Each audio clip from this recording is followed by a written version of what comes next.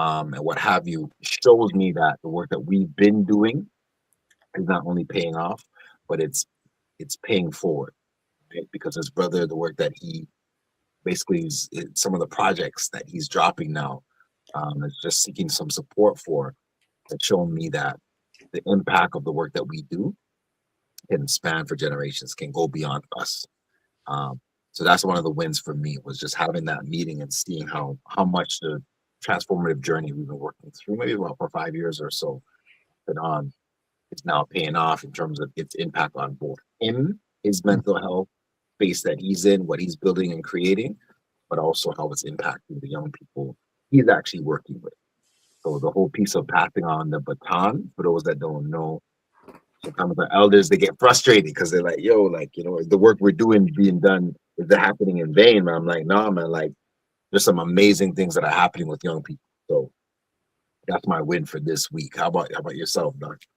Well, K- Kofi Sadat has jumped in, so Greetings. I want him to share hope thing as well with him and fam, and just share a win that he had over the past week. Man, this is, I say win, win, win, win, win. It was one of those kind of things. The last 2 days were kind of like that way. But I want to highlight today. I actually had an opportunity to go to events in, I would say, Kofi's old hometown, which I call the Hold of Durham. But it was an Oshawa. No, this is Kofi's cut. He cut his teeth on Durham. Okay. Right? So, yeah, it was out in Durham, Club Carib. For those who may not know this is a Black-owned space that has been around for 60 years this year in Oshawa. So it's like a banquet hall. They host different programs. They do a lot of work around like Caribbean culture. So dance, like Caribbean dance, steel pan, instruments. So they were kind of celebrating the elimination of the Day of Racism today. So it was really good, a really good event. So I want to give it up to them. And knowing, that we've had this in our community for over 60 years, I was like, wow. So my win is a community win. And then in addition, who was there was, of course, the stalwart when it comes to Black inventions and highlighting that in the city was our brother Francis Jeffers. And so he had his Canadian Multiculturalism Museum exhibit up there, which is amazing. He was focusing more on Caribbean inventors today. But I want to give a big shout out to him because today's his birthday. Yes. Right. He turned 70 years old, or 70 years Wow. young. 70 years young, right? His Yes. mind is sharp. His, physical is always, this brother is always dancing. And, so really, I think we got to give the flowers, where flowers are needed. Heck, he needs a whole garden as far as I'm concerned. But yeah, felt good to be in that space and reasoning with some elders, that just really were like living life. They were so vibrant, and I was like, yeah. We got to be that way in this generation when we get there. But yeah, shout out to Club Carib, shout out to the folks out in Durham, and just everybody holding that down. So that was my win, which came today. So I'm giving thanks for that. It's wonderful. You talk about Durham and Kofi. That's a stomping ground for his. But it's funny. I was speaking with a restaurant owner in the last month or so, and he has 2 locations. Both of them, well, one's in Scarborough in the GTA. Another one's just in Markham for people in the GTA at Kennedy, just north of Steeles. So we were chatting for a bit, say, so you're thinking about expanding? He goes, yeah, you know what? The landlord here is da-da-da-da. That's a whole other conversation. Yeah. And I said to him, you should probably look at going to Durham region. He goes, why? He says, Durham region, and I may be incorrect, but I'm pretty sure about this, has the highest concentration of Black African Canadian population of all of Canada. And growing. And when he saw that, it's like he just went, what? He said, what? And I don't know how many people, even in the Greater Toronto area, who are Black, Caribbean, African background or from know that. Yeah, and no, it's true. It's true. And not just, I mean, Kofi can speak to this because Kofi, I said, Yes. Kofi came up in this, so he can tell you about the growth and the change. But when we say Durham, for those who are familiar, we're not just talking about Ajax, Pickering, Whitby, Oshawa. We're talking way even east of that. Bowmanville. Population is like, yeah, it is The people going up the boat. Yeah, it's going Clarington, going east. You know, no, but it's really even further you go east, the Black population is really growing out there. And so, yeah, you know, there's a lot of opportunities. Kofi, what do you want to talk about your stomping ground before we go to break?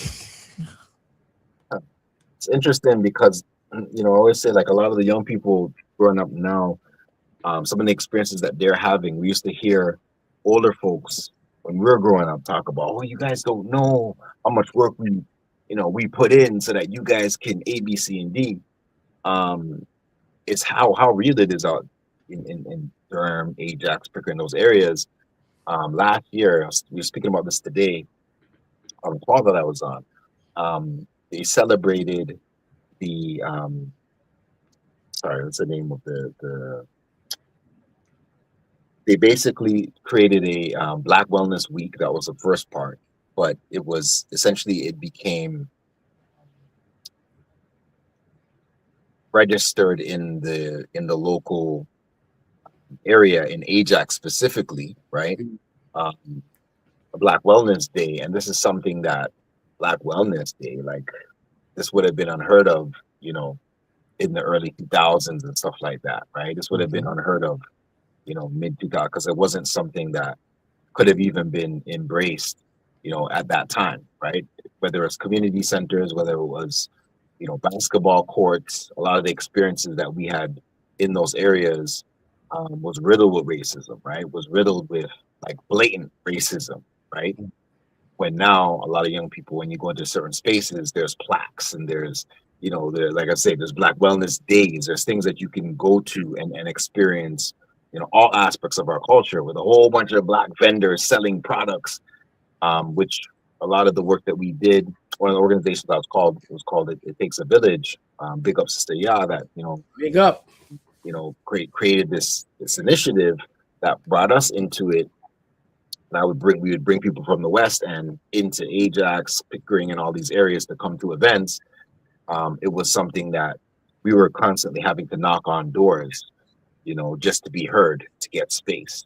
When now it's like widespread. You hear about events happening all the time, and there's a whole heap of our people that are coming out. So it's like a lot of work has been done that laid the foundation.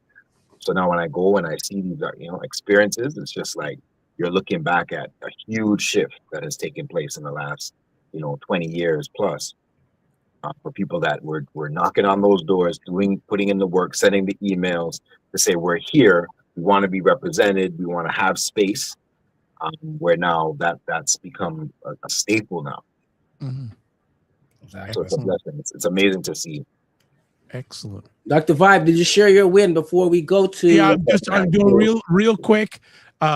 There are so many, but yesterday seeing Paul and his partner at an event in Mississauga, they had a roundabout way of getting there, but they got there. But it was so good. I have so much respect for Paul's partner. So I don't see her a lot, but when I do see her, it brings joy to me, and seeing them working together, a Black couple working together. And I'm going to say this, I consider them a power couple. It's not by status, but by what they do together. That's what I mean by a Black power couple. They don't look for the stars and status. They walk the walk and talk the talk when it comes to relationship. They're not perfect, and they'll tell you they're not perfect, but they work together, and they've been doing it for years. So that brought joy. Also being at the event a little bit, and I was asked to share different tables, and just being humbled that what I was sharing was actually being written down. Oh, yes. That was very humbling. And I went to another table, and I was there for an hour. And then all these people said, oh, can I get your contact information? I said, sure. Now, here's the interesting thing. Everyone that gave me their contact information, I've already reached out to them. I haven't heard from anyone back. So I just leave that be. But I said I did what I was supposed to do. And one of the gentlemen that was at the table, we've known each other for a little bit, says, Dr. Vibe's the real deal, this and that. And he said, I need to get some mentorship from you. I said, sure. Just reach out. So really good weekend to see a full room of melanated people wanting to be better. Not only themselves, but better their business and better to help the massive. As Elder March would say, the massive. So I will leave it at that. We're going to go to break. And when we come back from break, we're going to do quick housework. I want to do homework, but these days I feel like I'm doing homework still. Some quick housekeeping, and we'll be right back. So here we go. Watch Black Canada Talking live on Sundays at 5 p.m. Eastern, where Dr. Vibe and Cesar Diva Musa give their takes and POVs on news stories from a Black Canadian perspective. Check out Black Men Can Talk live on Sundays at 8 p.m. Eastern, where Dr. Vibe, Kofi Sadat, and Kofi Morris, where Black Canadian men come together to have real, unfiltered conversations about life, culture, and community. That's where you're at. Black Men Can Talk. So let's do it quick. Subscribe to the Dr. Vibe Show on YouTube. Hit notification button. Like the Dr. Vibe Show on Facebook, LinkedIn, Instagram, TikTok, Blue Sky, and Substack. To advertise your business, product, or service on any of the platforms I'm a part of, email me dr.vibe at the drvibeshow.com. Also, make sure you check out the African Diaspora Narrative Conference, I believe it's called. It's happening Aqua Supper Club, Saturday, July 25th. 2026 from 5 p.m. to 11:30 p.m. If you want to know about all things about controlling the narrative as a melanated person, I would suggest you come to that. Actually, the main person showing up is a gentleman named Philip Scott, who I had a chance to have a conversation with this week. Over 8 years, he's built a media empire. He has on his YouTube platform, he has a number of different shows on it. He averages 19.7 million viewers a month. So if you're interested in Black media and see about someone who a lot of us have not heard of before, he's done it bootstrap to get it going right now. All right. So, so here we go. Happy Sunday to you as a comment. And then there's another person saying, most Black people are doing better regardless of the lies they told on us. Interesting comment. All right. So before we get into our main comment tonight, I wanted to show a little bit of a video trailer to prepare us for our conversation tonight. So 2 minutes and 30 seconds of information. Here we go. How is AI impacting Black men's jobs, safety, and daily life? Let's get right into it. Whether you've logged into an AI app or not, AI is already making decisions around you about your work, your money, and even your freedom. First, jobs. Black men are heavily represented in the kinds of roles companies are rushing to automate: customer service, office support, warehouse and production, food and retail. That means when AI shows up as a chatbot, a self-checkout, or productivity software, our jobs are often the first on the chopping block. But there's another side. Brothers are also using AI to write stronger resumes, prep for interviews, learn new skills online, and build side hustles from content creation to consulting to coding, so AI can be a threat to your current paycheck and a tool to create your next one at the same time. Second, safety. For years, facial recognition and predictive policing systems have struggled most with darker skinned faces. The tech misidentifies Black men at higher rates, and when police or private security trust that match, innocent people get stopped, questioned, or even arrested. So you can be walking down the street, minding your business, and an algorithm you've never seen has already decided you look like a suspect. AI, plugged into an already biased justice system, can turn bad data into real-world danger for Black men. Third, daily life. AI now sits in hiring systems, loan approvals, health apps, social media feeds, If those systems are trained on a world that has always undervalued Black men, they can quietly repeat the same discrimination, deciding whose job application gets seen, whose content gets promoted, whose pain is believed. But we are not powerless in this. We can learn how these tools work, use them to amplify our voices in businesses, and demand rules that protect our rights in hiring, housing, policing, and beyond. So here's the real question. In this age of AI, will Black men be invisible data points that systems act on, or informed creators, organizers, and owners who decide how this technology shapes our jobs, our safety, and our daily lives? This conversation isn't optional anymore. It's here. It's now. And we need Black men in the room asking questions, learning the tools, and shaping what comes next. All right. So tonight we're going to have a conversation about how is AI impacting Black men's jobs, safety, and daily life on Black Men Can Talk, and we'll share our own perspectives. We'd love people to comment in real time on this conversation topic because, yeah, it's hitting us. It's here. It's not going anywhere. It is here. So, gentlemen, who wants to kick it off? I'll get my younger brother Kofi to start, if that's okay. For sure. For sure. Beautiful, beautiful, beautiful. So again, there's so many aspects. I'm glad, Dr. Vibe created this video, which I'm guessing he may have used some AI. I did. You think of simple, basic things all the way up to generating video for things like this, right? Professional presentations, things that you're doing at work, things that you're doing to pursue work. I've heard a lot of talk about it right now, issues of unemployment that are happening in the community, but widespread across Canada. I've heard of hundreds of jobs being lost. A lot of the, just one, for example, through food chains, a lot of restaurants are going to be closing down across Canada, right? And going all the way into the US as well, vice versa, whereby some people are going to be scrambling, right, relative to employment. So some of the basic things that can be done, as was mentioned in the video, stem from something as simple as resume upkeep and updating to having various resumes in various fields because you have different skills. Why go through the process of having to create all these things from scratch when you can actually utilize whether a bot or you can utilize artificial intelligence programs and platforms to rewrite those resumes, fit them out, and then maybe even edit or whatever the case may be, right? So there's some of the basic simple things. But it's interesting that you said something, Dr. Vibe, just now. You said you attended an event this weekend, good connections, met all these people, and sent out an email or however you sent that information out, didn't hear anything back. Well, look at the joke. There are tools on your WhatsApp.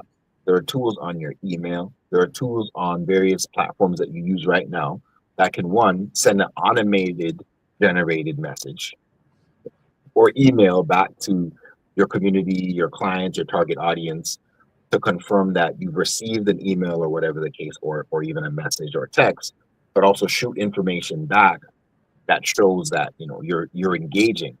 But in addition to that, you can also have something automated that was automated prior to the event that you went to, right? That would reach out, as long as you have your email list set up or whatever on your phone, that will actually send information out. Let's say you went to a session on Saturday, Sunday morning, information is being sent out automatically that you created Thursday, you created Friday, right? So one of the challenges people have sometimes with going to networking events is following up. So what you're saying, Dr. Violet, is like, it's nothing new, but if that's a challenge and that's an administrative piece that you can now take off of your list of things because you previously set it up on AI, you don't have to worry about the follow-up. So these people that you emailed and contacted, they may have sent you back something and you would have been like, oh, I heard from a couple people. You don't know if that was a bot or if that was something that they set up previously to be able to reach out back to you. But no, balls are being dropped because in some cases we're not utilizing the technology to make things easier for us, right? So I think that's one of the pieces we have to acknowledge. If I can interrupt, sure. now I agree with you to a certain, but I did it a little bit differently.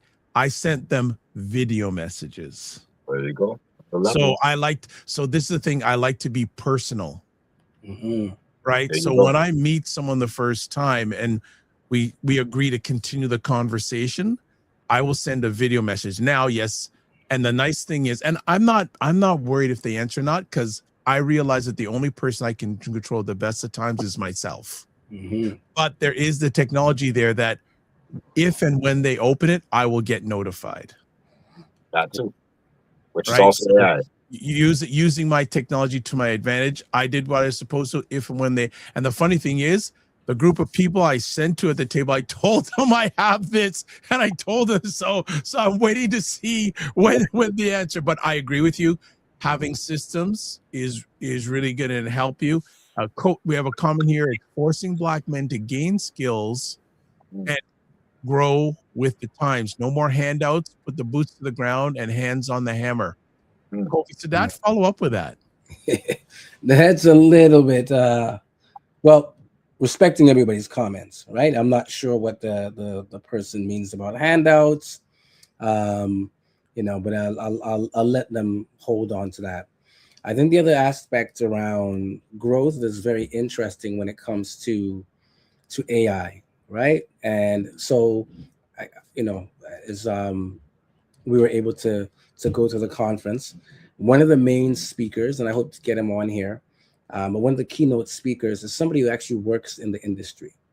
He works in the software industry, and so he is definitely, you know, in a job or an industry where AI is front and center, and definitely impacting him and the folks that he works with, because again, this is technology, right? So a lot of it sometimes is, you know, task oriented, it's coded, kind of stuff. So the interesting piece, I say, and maybe I'm on the other side of this, right? And I'll always start with this. I tell people, though we're walking towards AI, I don't think we've actually mastered our original AI, which is ancestral intelligence, right? Oh, come now. So Lay it down now. Lay it down. thing, and we haven't mastered the thing that's before us.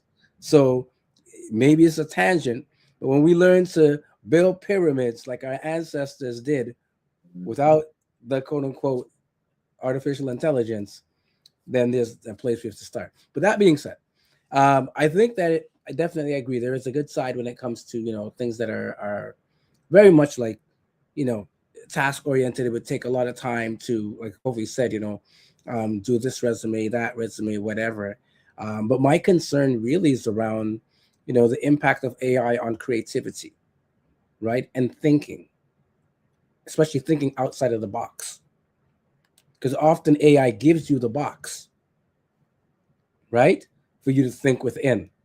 So the three of us could Google the same thing right now, and we probably would have, you know, hey, how can I be a podcaster on Black Men Can Talk show?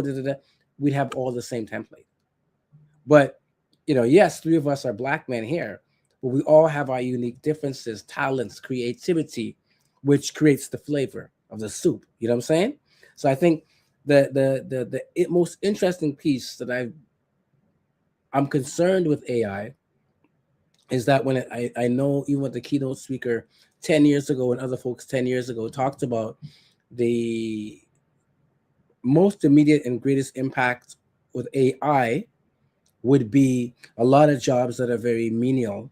So factory jobs or stuff like that, where it's just a simple task you're doing over and over and over.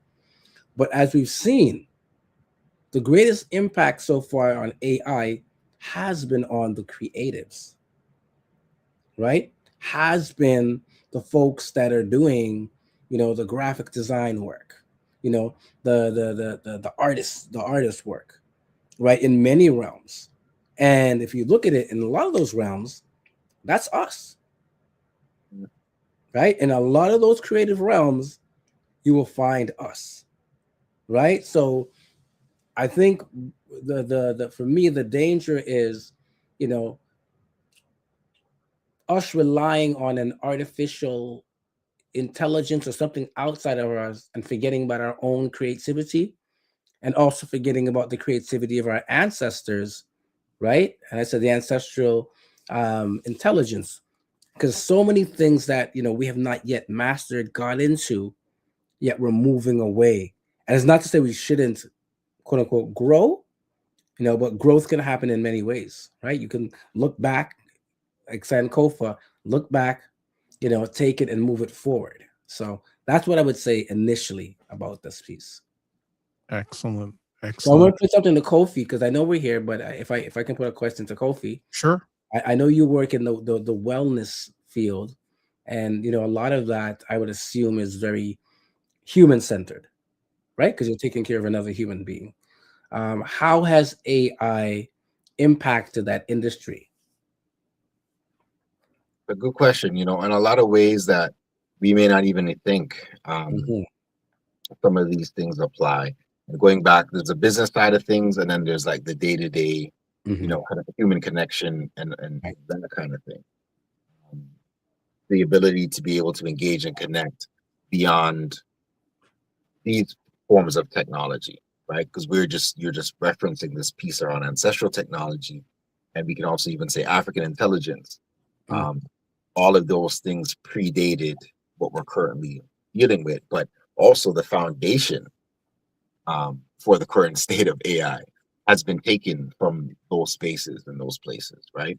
But on a ground level, relative to health and wellness piece, there's some things that we do at times that, from a business perspective, that are done differently now that we have access to technology.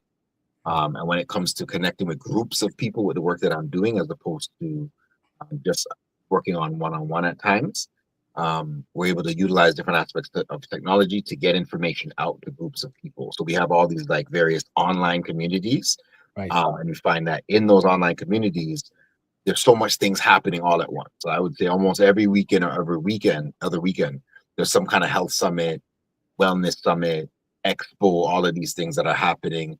Now they happen online as opposed to, just primarily in person.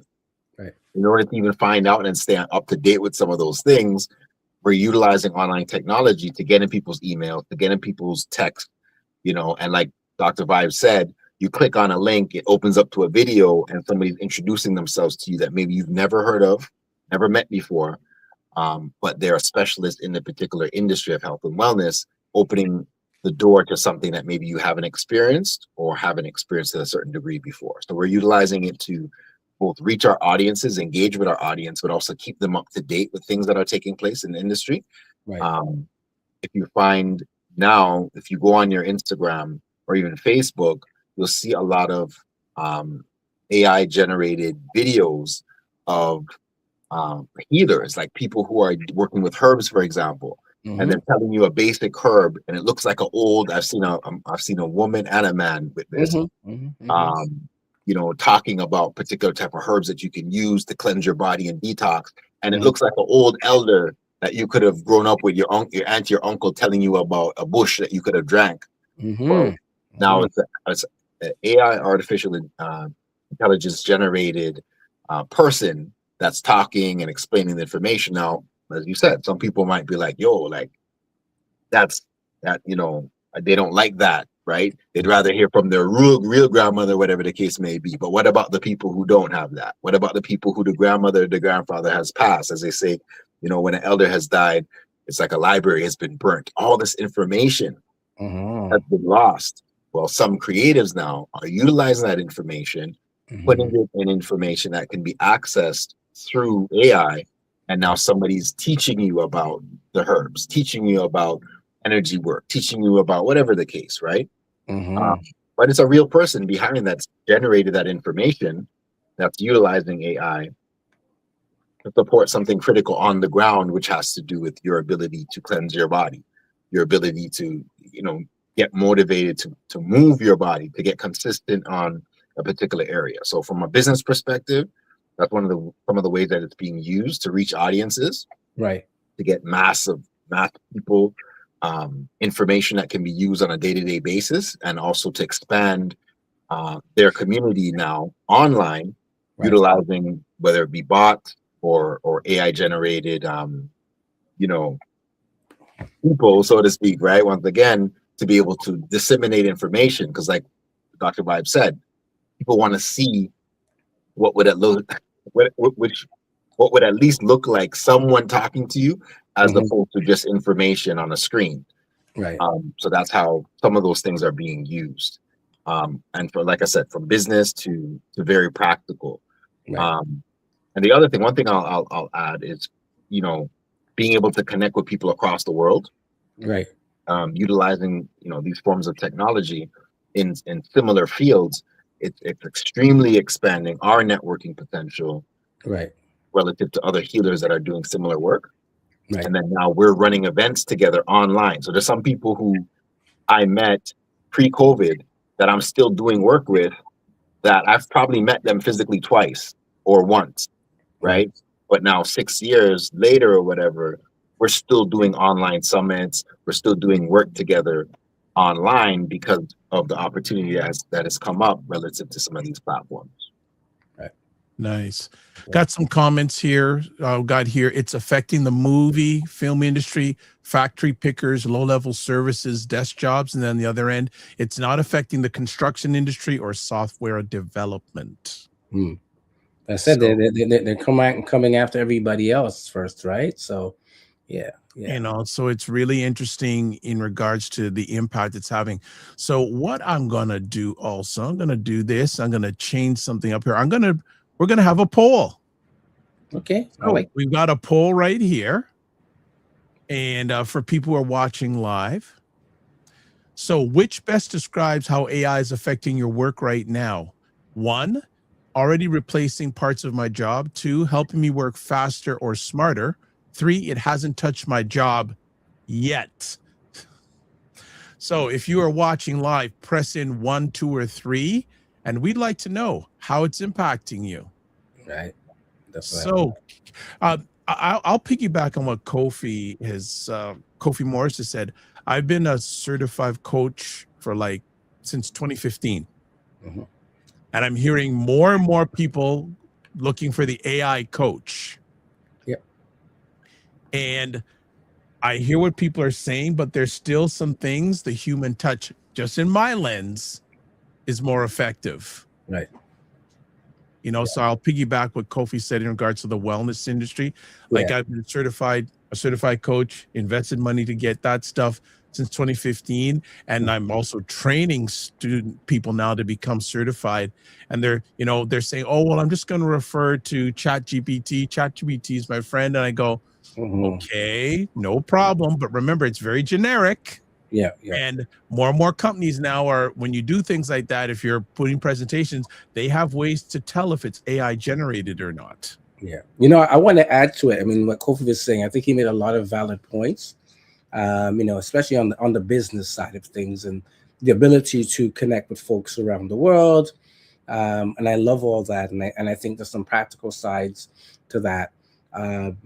However, it just makes me wonder. And I think I always come back to this piece around, you know, not just for Black creatives, but for Black people, you know, the whole question around authenticity and ownership. So our Bushmen and our Good Bushwomen, point. right? Our grandmothers and our grandpas who are out there, you know, going to the bush and finding the herb and doing the research and, you know, experimenting and, hey, this works good, that doesn't work. So we come to that place. My concern with the AI aspect of that and that generated elder that's on there and telling you to do X, Y, Z. At the end of the day, you know, I always, you know, because they don't really change their ways. Their biggest thing is they like to have ownership and control things. So it may come to the point where, you know, we have Kofi who does, you know, healing, and then we have this AI company that's behind this, and they're like, hey, you know, thanks Kofi for telling us this thing. We now own it. Right? We've always seen that, whether it's in our modes of music or invention or, you know, our healing. You know, and sometimes I wonder, like, I mean, I put it straight up to people. Would you rather a robot give you a massage or a human? right? Because sometimes things are very intuitive. I can come to Kofi and say, you know, Kofi, my shoulder, I'm just giving Kofi's example. Kofi, my shoulder's hurting me, right? Or whatever else is hurting me. But Kofi, with the level of expertise, is not just going to massage my shoulder, but he's going to tell you know what, there's an imbalance here, brother. It's really another part that's making your shoulder hurt. And that's intuition, right? And that's touch, Yeah. right? So I think, again, in these fields, right, if you're totally moving away from human centered, I get the business aspect, but totally moving away from human centered, you know, these are some of the things that we have to be mindful. And I just want to say one more thing: the person that was delivering the keynote speaker, who works in tech, was saying intentionally with his children, he is now getting them to do hands-on pieces, woodwork, wood shopping, learning to knock out a dent in, you know, your car door. This is somebody again who's in it, and he's saying, because, you know, if you lean too much into this thing, Yes. you lose your ability to even, you know, learn how to work with your own hands, right? So, you know, like I said, I use AI, and I'll tell people, like, I'm doing workshops and so on, so I use it for framework in terms of, like, my example. I tell people, it's like, hey, you know, sometimes I deliver a workshop that was made to be delivered in 3 hours, but the client says, hey, you know, we just have an hour. Yeah.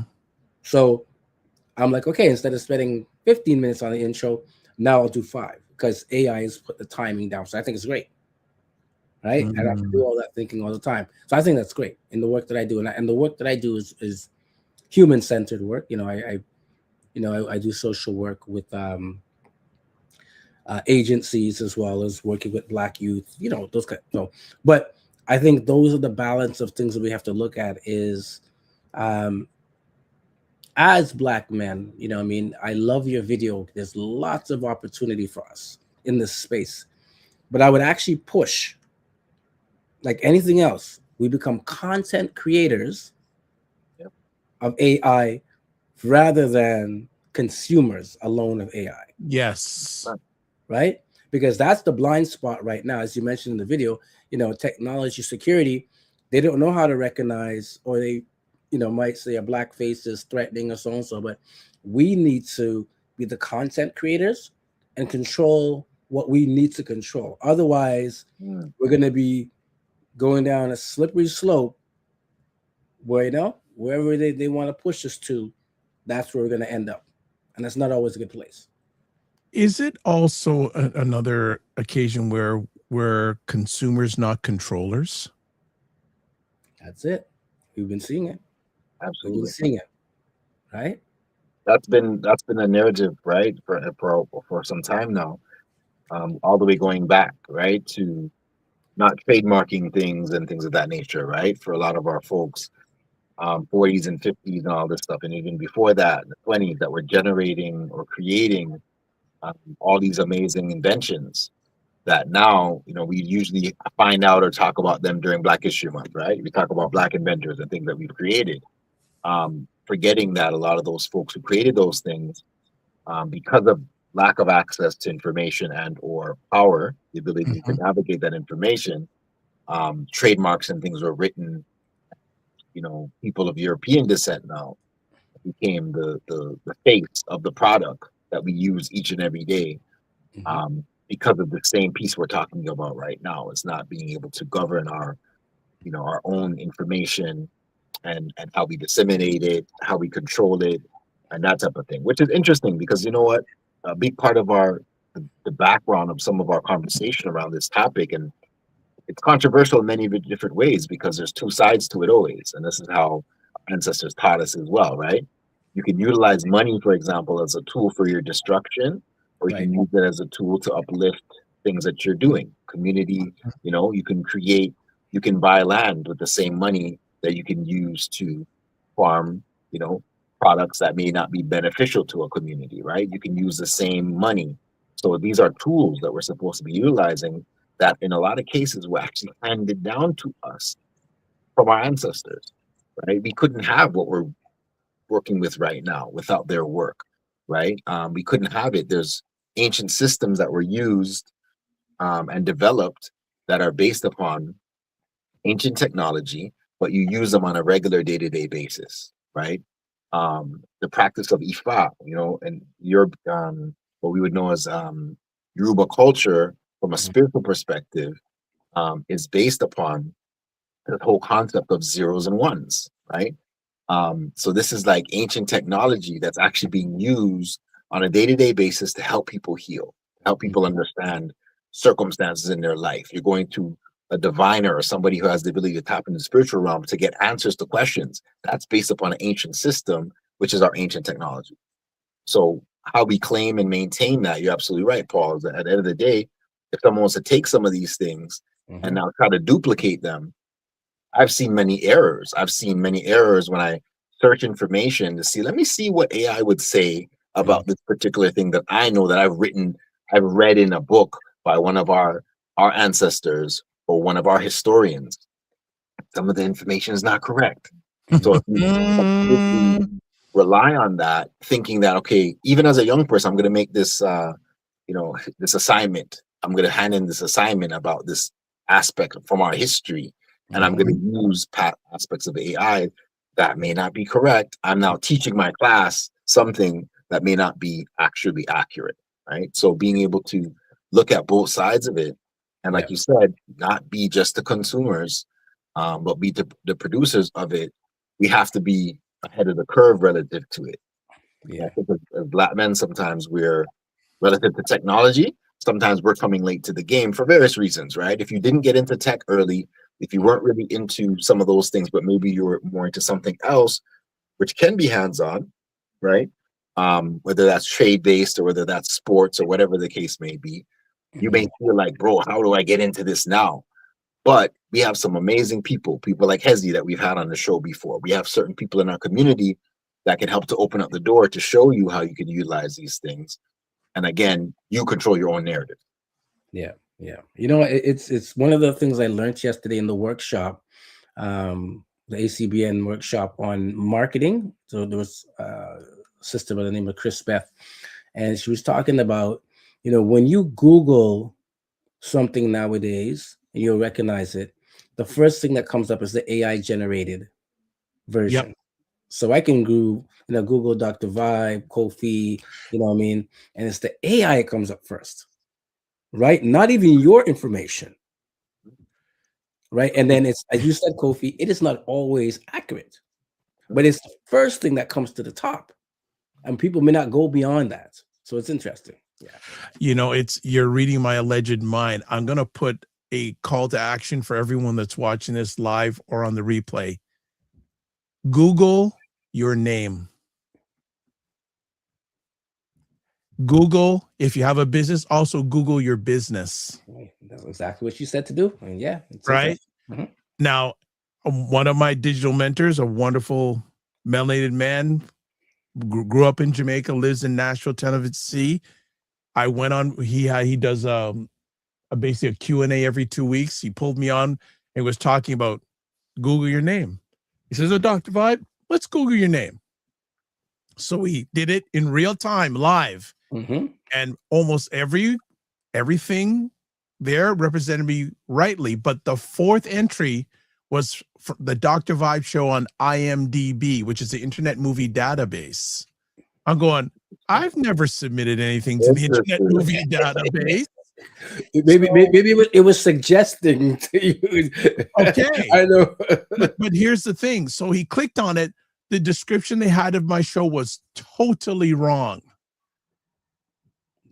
That's what I'm saying. He said, Dr. Vibe, contact them and have them change that or take it off. Because if it's like the fourth or fifth one there, people are going to click on that, because IMDb is, a lot of people click on the Internet Movie Database and they say, this is like totally off. I want your correct representation, which leads on to me saying too, that remember, we don't control what's being said about us unless we take control about what's being said about us, especially in these times of AI. So I just wanted to land that there. For sure. And also, as we, before we end again, we have a poll that's up there. Which best describes how AI is affecting your work right now? 1, auto replacing parts of my job. 2, helping me work faster or smarter. Or it hasn't touched my job yet. Someone said, people have voted, say it hasn't taught your job. And notice I put the word yet. Yes. Yeah, this is obviously, as we talk about, this is a very deep topic, and one of the intentions I had, I was sharing with the brothers here, that I spoke to some young artists, and they were talking about what that impact looks like. So I'm hoping within the next week or so we can get them on, because it's important to hear, especially from the young people. Yes. Right. What, and you'd be surprised at some of the things that you hear from them. I wouldn't be surprised. I'm almost expecting we get a total different lens. Yeah, because they grew up with it. Yeah. But even that, you might even be surprised with that, right? It's like you'll be surprised at their well, yeah. Here you're saying, but no, I wouldn't say totally, but I'm seeing more research. People beginning to push back on this AI generated stuff. Yeah, more and more people are getting tired of it already. The term AI slop, as people is out there. Kofi Morris, what you say? So years ago, an elder exposed us to this thing called the Akashic Records, and we're like, "What's the Akashic Records?" This is some deep information. Akashic Records is a universal filing system, right? And it's said to hold every single thing that's essentially ever been done, documented, thought, felt, right? On this planet, right? And you're thinking to yourself, like, that sounds like something related to something we were just talking about, like a Google. Isn't that something like a Google or something like that? When you think of like all this information being documented, you can search for this conversation we're having right now, maybe in 5 minutes or whenever, when we complete this call, you can search for this and find it. So we know what happened, right?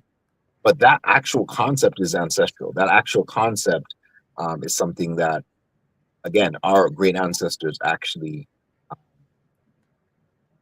put in a form that you can understand it, in layman's terms, to understand it as being the Akashic Records. So you could say that something similar to something of today, which is like a Google, but this has been done before. This predated us, right? And having those understandings is important. Now, in a deeper sense, knowing that some of these things came before us and that they came from somewhere prior to us, then we know that in some ways, we talk about this thing called the genetic memory bank. These things are in our blood, right? They're actually in us. So when you now go and you create something, Paul is a dancer. Paul's a man that will just be on a dance floor and just boom, do a dance, create a dance, wherever. Where does that come from, right? In some cases, that came from even before him. That's in his blood, So he's tapping into that when he's on a dance floor. You got, people that are, playing sports, soccer, football, basketball, all of these wonderful sports that we've mastered in a sense as melanated people. That doesn't just come from nowhere, right? Some of that is your great ancestor was involved in some form of whether it's martial arts or sports or whatever the case may be, that's being passed down through generations. So we have to remember that we're tapping into something that existed before us. And the thing that we've been able to do and maintain, as we talked about the healer earlier, going to the bush and picking a particular herb to know that that's good for your stomach ache, or that's good for your headache or whatever, right? This is ancient technology. We just don't look at it as such because it's not on a screen. That is our ancient technology that we're losing, because I had a conversation with somebody the other day that was like, close to me, was like, listen, it's like, when you get sick, I realize you don't use these things that we might use.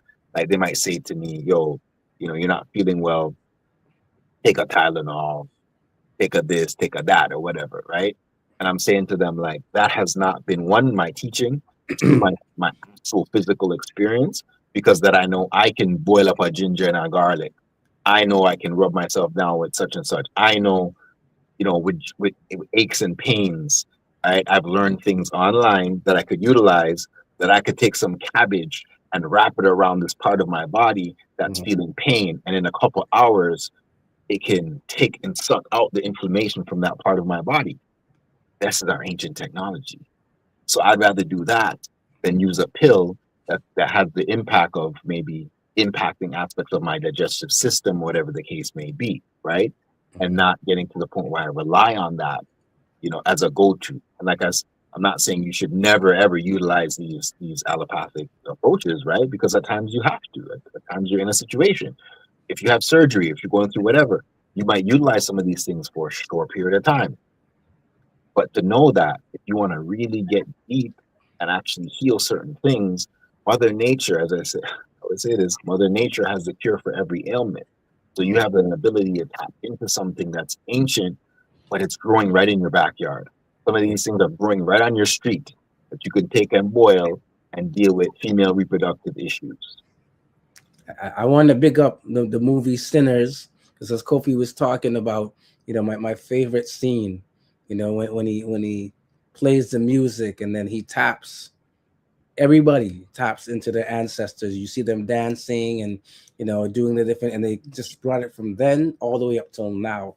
And I totally agree with you, Kofi. A lot of times, like we think, we're just here today and there's no impact from yesterday and even beyond the future, right? But yeah, that we're really usually spanning different dimensions in some of our learnings. So they even talked about epigenetics.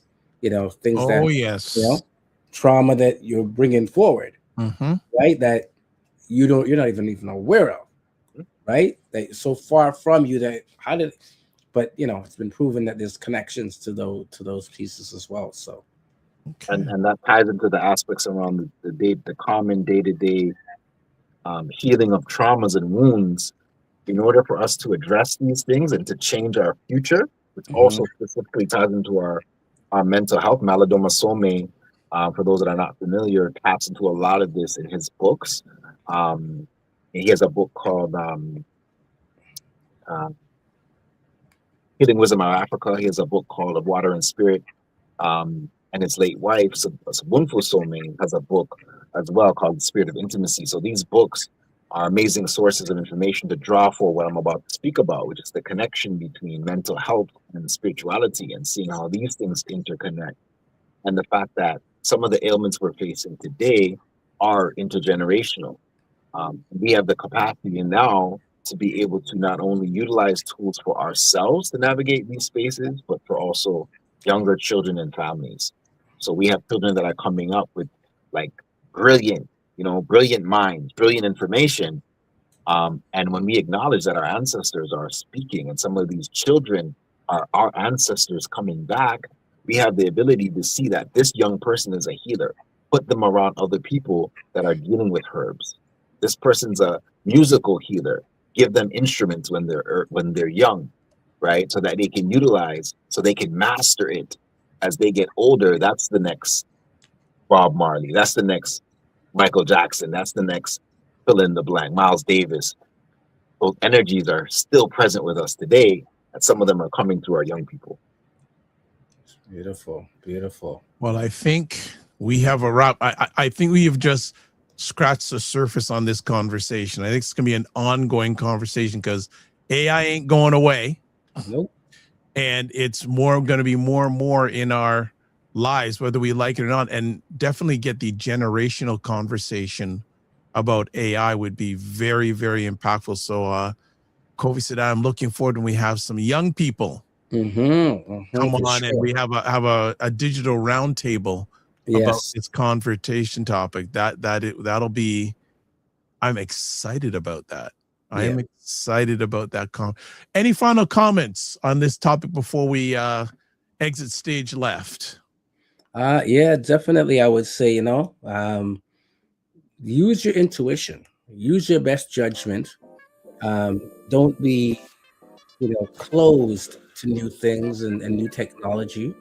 But at the same time, use your intuition. If it feels good, move with it. If it doesn't feel good in your spirit, take that as a sign and do what's right for you when it comes to this particular technology. So I would say, listen to yourself. Kofi Morris. Before artificial intelligence, there was ancestral African intelligence. AI cannot make roti and doubles. You got my team people. I don't care anyway. I hope AI is not. not gonna make your curry goat. I don't care, bro. Say what you all want to say. You know. So always remember that we still have the amazing tools of our ancestors on a day-to-day basis that we could utilize to both tantalize your taste buds and also cultivate your mind. Sure. For me, I'll just close it off. He is now transcended to another place of an artist named Prince. And many, many, many years ago, he said this about the internet, not about AI. He said, don't let the internet control you. You control the internet. So if he was alive today, I have a feeling he'd say, don't let AI control you. You control AI. No. So that's what I'll leave with. But can I share one final thing before we? Go ahead. I just want to share that in Toronto, we're going to be doing a Black Marriage Day. Yep. Events at the Real Jerk on Girard. It's their regular brunch from 10 a.m. to 2 p.m. So, hey, we're going to try to get a table. And if you're a Black married couple, come on out. If you're not, come on out as well. I mean, what's the date again? It's Sunday, March 29th. Okay, so that's next week. Okay. Maybe put something up. Yeah. Well, while Paul is trying to put something up for it, I'll just say that Kofi Sadat, there's his email information, nazajam@gmail.com, Instagram, Maroon @Maroon, YouTube, Naza Community, Facebook, paul.osborne.31, and I'll get that up in just a moment, Paul. Perfect. I see you have it on screen, so let's do that. There we go. Black Marriage Day brunch. There we go. 100%. I have a quick, once we're complete. And actually, what's the best way for folks to connect to this event, like via website or Gmail or something? They can go. There's a phone number here. Hold on. Directly to Real Jerk. So the Real Jerk at the Real Jerk. I don't want to mess. Look it up. Yeah. So the email is therealjerk@therealjerk.com. Okay. Right. Or you can call them at 416-463-6055, and that's to reserve a spot. And it's $24.99 for a great brunch. That's a good deal. Oh, I told you I went there before. So yes, I know. That's a good deal. Stew chicken, fish, green banana. That's a good deal. It's a great deal. So yeah. It's a good deal. All right. Next up, let's get up here next. If you want to give a plug, Dr. Vibe. Pardon me? I have a quick plug. Sunday, April 12th, our next show, because it's a little bit of a ways, but Sunday, April 12th, we're having something called the Divine Reset, holistic spa day. So that's something I'm going to be plugging on our next show in terms of visuals, but just put that date down. Sunday, April 12th, 10 to 6 p.m., Divine Reset, holistic spa day. So keep that in mind, April 12th. Excellent. If you want to get a hold of Kofi Morris, email getwellstayfit@gmail.com. Instagram, there's two, Kofi Coach _ and at Cosmic Wellness Group, and also on Facebook, Kofi Coach. If you want to find out more about me, easily taplink.cc/the DRVIBESHOW.com. Hey, we'd love to hear from you. Email us. Black Men Can Talk, and that's BLKMENCANTLLK@gmail.com. And you can watch replays of this epic conversation on the Dr. Vibe Show, YouTube, Facebook, LinkedIn, also the website, the DRVIBESHOW.com, and Paul Osborne on Facebook. So as always, gentlemen, thank you, because I know you gentlemen are always on the go. So thanks for you two giving us the most important thing, your time to hang out with us today. And as always, live your life as a dream. If you can dream it, you can make it. Sometimes you have to get small to get stronger. Block assumptions, aim bigger, aim better, aim higher and wider. Love, faith, and respect. Don't just manage your time, manage your energy. Remember to give yourself grace. And if you're not making money, make history. Try to do both and make it better. God bless. Peace well. Keep the faith. Walk good. Peace.